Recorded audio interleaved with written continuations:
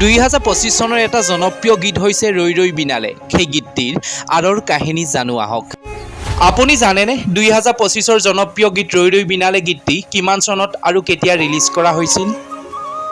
ৰৈ ৰৈ বিনালে গীতটিৰ আঁৰত লুকাই আছে এটা দুখৰ কাহিনী। সেয়ে সম্পূৰ্ণ প্ৰতিবেদন চাওক। বহুতে ভাবিছে 2025 চনত ৰিলিজ কৰা জুবিনদাৰ এটি নতুন গীত ৰৈ ৰৈ বিনালে, কিন্তু নহয়। জুবিনদাৰ বহুতো পুৰণি গীতৰ মাজত এটা পুৰণি গীত হৈছে ৰৈ ৰৈ বিনালে।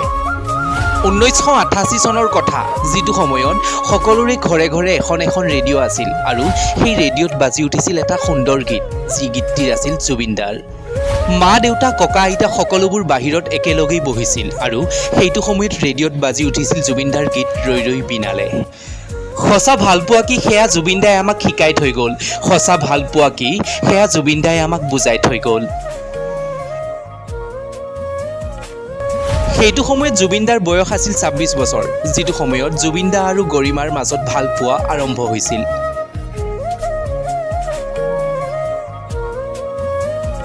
জুবিনদাৰ প্ৰথমটি এলবাম আছিল অনামিকা, যিটো এলবামৰ গীত শুনাৰ পাছতেই গৰিমা জুবিনদাৰ প্ৰতি আকৰ্ষিত হৈ পৰিছিল।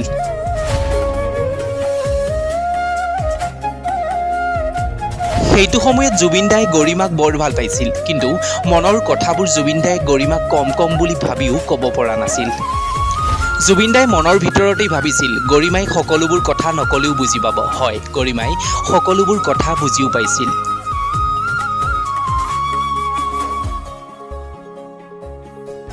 কিন্তু সেইবোৰ কথা গৰিমাৰ মাক দেউতাকে কথাবোৰ মান্তি হ'ব পৰা নাছিল, কাৰণ গীত গালেই এজন ল'ৰাই এগৰাকী ছোৱালীক ভালকৈ কেতিয়াও ৰাখিব নোৱাৰে। গৰিমা আৰু জুবিনদাৰ ভালপোৱা সহজতেই মানি ল'ব পৰা নাছিল গৰিমাৰ মাক দেউতাকে, সেয়ে গৰিমা বিপাঙত পৰিছিল। আৰু গৰিমাই সিমানতেই থমকি ৰ'লে। জুবিনদাৰ আশা সপোন ভালপোৱা সকলোবোৰ যেন হঠাতেই নোহোৱা হৈ পৰিল।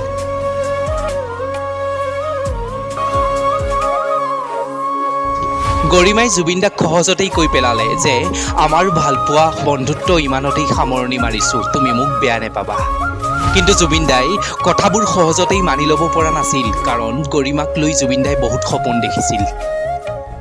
তাৰ পাছতেই জুবিনদা ভাঙি পৰিল। জুবিনদাৰ আৰু গীত গাবলৈ ইচ্ছা যেন একেবাৰেই নোহোৱা হৈ পৰিল।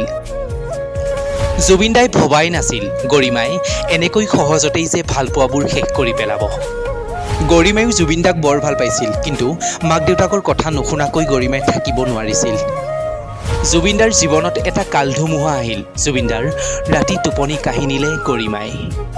সেইটো সময়ত জুবিনদা ইমানেই ভাঙি পৰিল যে জুবিনদাই কাৰো সৈতে ভালকৈ কথা নপতাই হ'ল। জুবিনদা মনৰ ভিতৰত যেন বৰকৈ ভাঙি পৰিছিল। সেইটো সময়ত যেন জুবিনদাই উৰে নিশা চকু পানী টুকিছিল কেৱল গৰিমাৰ বাবে। আৰু সেই দুখ কষ্ট সকলোবোৰ যেন জুবিনদাই গীতেৰে প্ৰকাশ কৰিব বিচাৰিছিল। জুবিনদাৰ মনৰ ভাৱনাবোৰ জুবিনদাই শব্দৰে প্ৰকাশ কৰি লিখিছিল ৰৈ ৰৈ বিনালে।